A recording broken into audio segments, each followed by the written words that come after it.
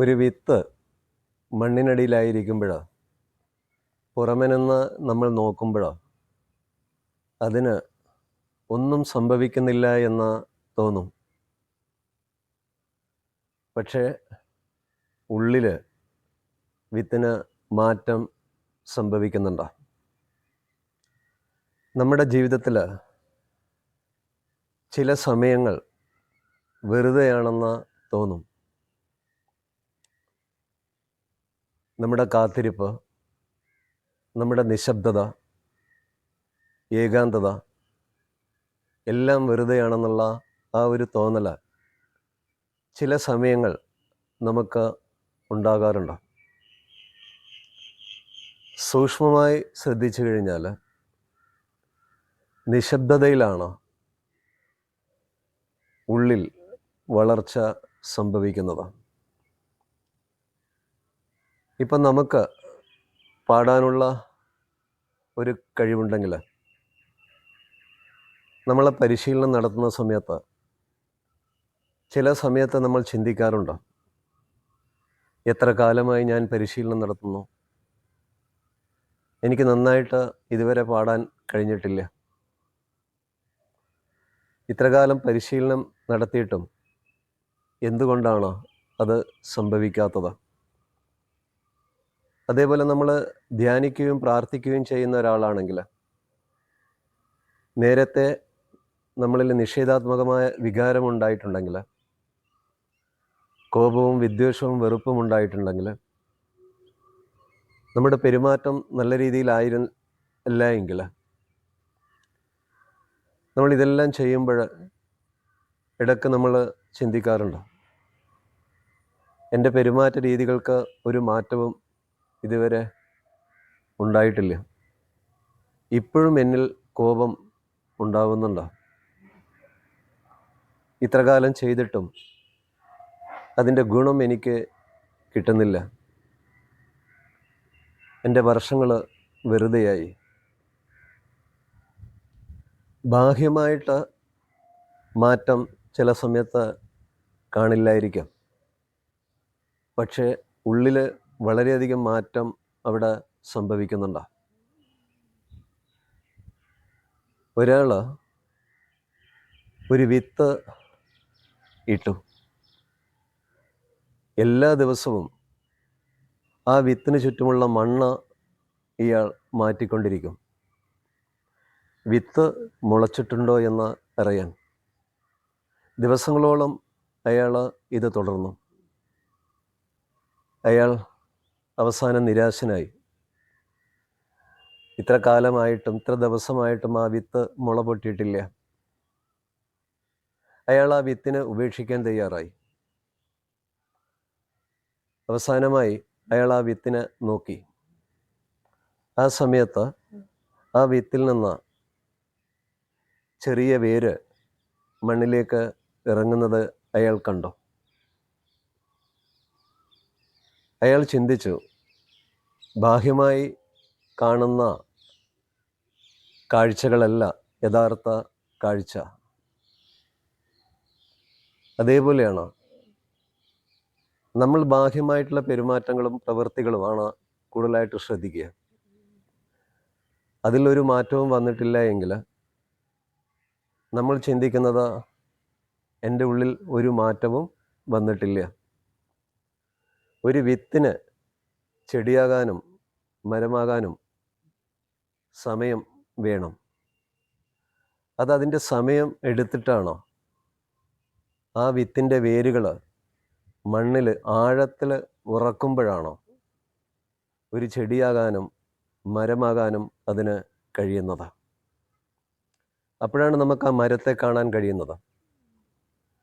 അതേപോലെ നമ്മൾ നമ്മുടെ ജീവിതത്തിൽ സമാധാനത്തിനും ശാന്തിക്കും വേണ്ടി ചെയ്യുന്ന കാര്യങ്ങൾ, അത് ധ്യാനമായാലും പ്രാർത്ഥനയായാലും നിരന്തരം നമ്മൾ ചെയ്തുകൊണ്ടേയിരിക്കണം. എന്തുകൊണ്ട് എനിക്കതിൽ നിന്ന് ആ റിസൾട്ട് കിട്ടുന്നില്ല എന്ന് നമ്മൾ വിചാരിക്കരുത്. നമ്മൾ പ്രതീക്ഷിക്കാത്ത ഒരു സമയത്ത് ആ റിസൾട്ട് നമുക്ക് കിട്ടും. പക്ഷെ ഓരോ ദിവസവും നമ്മളത് ചെയ്യുമ്പോൾ ശരിക്ക് നമ്മളെ ആഴങ്ങളിൽ ഉറപ്പിക്കുകയാണ് ചെയ്യുന്നത്. ഇനി എന്തൊരു കഴിവുണ്ടായാലും, ഒരു ചിത്രം നമ്മൾ വരയ്ക്കുന്നു, അല്ലെങ്കിൽ നമ്മളൊരു കഥ എഴുതുന്നു, എന്തുകൊണ്ട് എനിക്ക് നല്ല ചിത്രം വരയ്ക്കാൻ കഴിയാത്തത്, എന്തുകൊണ്ട് എനിക്ക് നല്ല കഥ എഴുതാൻ കഴിയാത്തത്, അതിനു വേണ്ടിയിട്ടുള്ള ആ ഒരു പരിശ്രമം നിരന്തരം നമ്മൾ തുടർന്നുകൊണ്ടേയിരിക്കണം. ഓരോ ദിവസവും നമ്മളത് അതിന് പ്രാധാന്യം കൊടുത്ത് അത് ചെയ്തുകൊണ്ടിരിക്കുമ്പോൾ ഒരു നല്ല ചിത്രം വരയ്ക്കാനും നല്ലൊരു കഥ എഴുതാനും നല്ലൊരു പാട്ട് പാടാനുമുള്ള സാഹചര്യങ്ങൾ നമുക്കായിട്ട് സൃഷ്ടിക്കുകയാണ് ചെയ്യുന്നത്. ഒരു വിത്ത് നടുമ്പോൾ ആ നിമിഷം അത് മുളച്ച് ചെടിയായി മരമായിട്ട് കായായിട്ടൊന്നും മാറണില്ലേ? അതിന് അതിൻ്റേതായിട്ടുള്ള സമയം എടുക്കുന്നുണ്ട്. ഇവിടെ നമ്മൾ ആ കാത്തിരിക്കാനുള്ള ആ ക്ഷമയാണ് നമുക്ക് വേണ്ടത്. ഏത് കർമ്മമാണോ ഞാൻ ചെയ്യുന്നത്, അത് നല്ല കർമ്മമാണെങ്കിൽ അതിൻ്റെ ആ ഫലം എനിക്ക് കിട്ടും എന്ന് നമ്മൾ മനസ്സിൽ ഉറപ്പിക്കണം. ശരിക്ക് നമ്മളത് ചെയ്യുമ്പോൾ ആ നിമിഷമുള്ള ആ ഒരു സന്തോഷമാണ് അനുഭവിക്കേണ്ടത്.